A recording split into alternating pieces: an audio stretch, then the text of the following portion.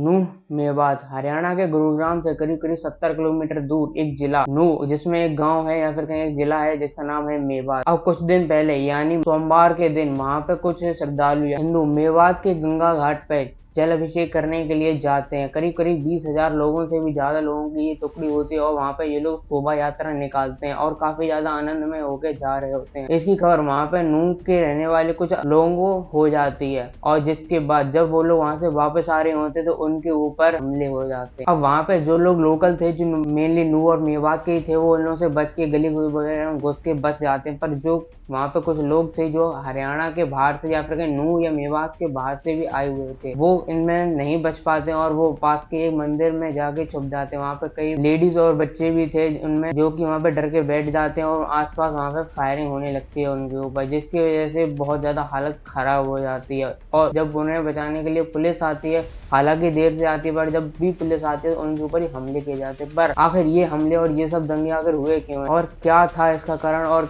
क्या इसके पीछे कोई पॉलिटिकल अलायंस है या फिर कोई नफरत है, एक बार इसको शुरुआत से जान। अब आपको इतना तो मालूम होगा कि हरियाणा में मेजोरिटी जो रिलीजन है वो हिंदूज ही है। हिंदूज की वहाँ पे पॉपुलेशन करीब करीब 87% है उनकी टोटल पॉपुलेशन में। उनकी मोस्ट ऑफ द डिस्ट्रिक्ट में ज्यादातर मुस्लिम ही रहते हैं और एक आधी ऐसा कोई डिस्ट्रिक्ट हो यहाँ पे मुस्लिम बहुल्य समाज रहता हो। अब आपको इतना भी मालूम होगा कि पूरे स्टेट में यानी हरियाणा में बीजेपी की सरकार है, पर नूह एक ऐसा जिला है जहाँ पे एक कांग्रेस की सरकार है यानी एमएलए वहाँ पे जो है वो कांग्रेस के रहने वाले हैं। अब अगर इस केस की शुरुआत से बात करें तो जैसा कि आपको मालूम होगा कि फिलहाल सावन चल रहे हैं और नूह मेवात में एक शोभा यात्रा निकाली जाती है वहां पे जल अभिषेक करने के लिए गंगा घाट पे। इसके लिए हरियाणा के कई सारे क्षेत्र से और हरियाणा के थोड़े बहुत बाहर से भी वहां पे लोग आते हैं और शोभा यात्रा निकाली जाती है। इसके लिए काफी ज्यादा पैसे भी बांटे जाते हैं और ये मेनली बजरंग दल के सहयोग से किया जाता है और यहाँ पे बहुत बड़ी शोभा यात्रा निकाली जाती है। वो लोग यहाँ शुरुआत में काफी अच्छे से चले जाते हैं और जल अभिषेक करके आराम से रह के आ जाते हैं, पर उससे पहले एक बहुत बड़ा षड्यंत्र रचा जा रहा था इनको मारने के लिए। जी हाँ, अब जैसा कि मैंने आपको बता दिया कि मुस्लिम बाहुल्य समाज है और ये जैसे इन लोगों को पता चला कि हमारे क्षेत्र में एक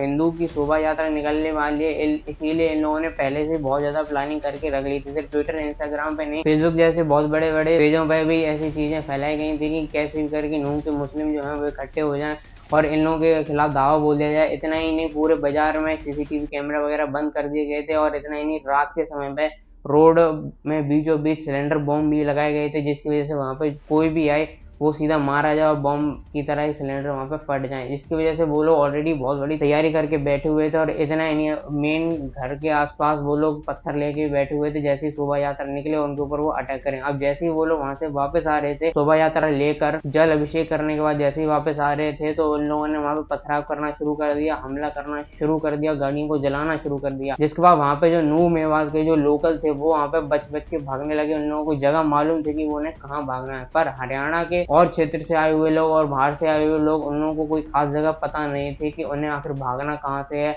और कैसे इन लोगों से बचना है। और इतना ही नहीं, वो लोग आके गाड़ियां भी जलाने लगे। वहां पे कहीं एम्बुलेंस भी थी, एम्बुलेंस में भी तक आग लगा दी गई। और जो लोग यहाँ पे शोभा यात्रा में आए थे वो करीब करीब 20,000 के लोग थे और जिनमें से कई सारे बच्चे और लेडीज भी थे, जिसकी वजह से वो लोग बचने के लिए आसपास के मंदिर में जाके छिप गए। जिसकी वजह से इन लोगों ने वहां पे भी इन लोगों को नहीं बख्शा। बाहर से आसपास की पहाड़ियों पे चढ़ के ये लोग वहां से पथराव और इतना नहीं, फायरिंग भी करने लगे। अंदर जितने लोग बैठे थे उनको मारने के लिए फायरिंग भी हो रही थी, जिसकी वजह से और ज्यादा लोग डर जाएं और बाहर ना आए। और जब ये खबर गवर्नमेंट को पता चली, वहाँ की गवर्नमेंट यानी बीजेपी सरकार को पता चली, वहाँ के सीएम को पता चली, तो वो लोग बहुत ज्यादा लेट हो गए इस चीज को समझने के लिए। और जब उन्होंने थोड़ी बहुत पुलिस की टुकड़ी वहाँ पे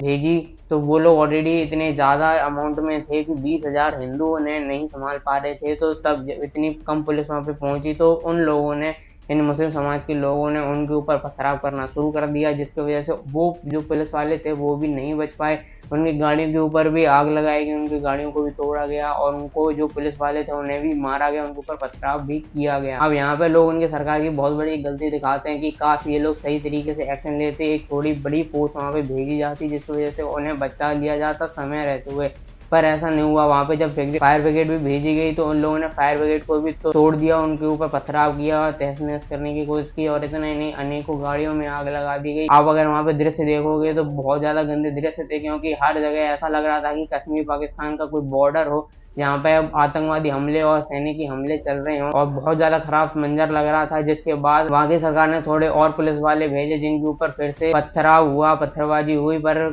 फाइनली उन लोगों ने वहाँ पे लोगों को बचा लिया। पर यहाँ पे सरकार की बहुत बड़ी गलती मानी जाती है कि क्योंकि उन लोगों ने टाइम पे ये सब चीजें नहीं की, और कहीं ना कहीं ये भी बताया जा रहा है कि वहाँ पे लूप होल था कि यार ये चाहते तो एक बड़ी आर्मी फोर्स वहाँ पे डिप्लॉय कर सकते थे, जिसकी वजह से उन्हें बचाया जा रहा था और उन लोगों को भी अरेस्ट किया जा सकता था ऑन द स्पॉट। पर ऐसा नहीं हुआ। हालांकि सीएम ने वहाँ पे ये भी कहा था, ट्विटर पे कहा था कि वहाँ पे जितनी भी प्रॉब्लम है उन्हें कंट्रोल में कर लिया गया है, जैसे भी वहाँ पे सिचुएशन है कंट्रोल में कर ली गई है, वहाँ के लोगों को बचा लिया गया है। हालांकि लोगों को बचा लिया गया था, पर यहाँ पे बहुत ज्यादा कमजोरी दिखाई गई थी। कई सारे लोग वहाँ पे मारे गए हैं, कई सारे लोगों को दुकान में से खदेड़ खदेड़ कर, जो कि हिंदू समाज के थे, उन्हें खदेड़ खदेड़ कर रोडों पे लाया गया, उनको चाकू से हमला किया गया, मारा गया, काटा गया, और कई सारे जवान लोगों को भी मारा गया। और ये सब चीजें दिखाती हैं कि ये लोग यहाँ पे माइनॉरिटी में होते हैं, वहाँ पर तो ये लोग कुछ कहते नहीं है, पर जैसे ये लोग मेजोरिटी में आ जाते हैं क्या हाल कर देते हैं, ये भी देखने की जरूरत है आज के लोगों को। अब वैसे तो बहुत ज्यादा मीडिया को यहाँ पे ट्रोल किया जाता है, पर जैसे बीबीसी न्यूज और